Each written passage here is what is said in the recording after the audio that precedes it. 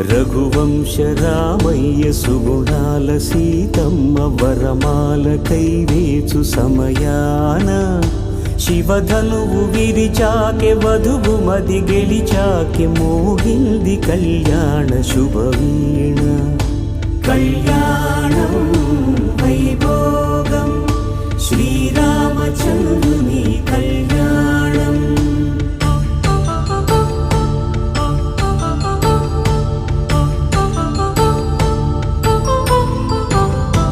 అపరంజి తరుణి అందాల రమణి వినగానే కృష్ణయ్య లీలామృతం.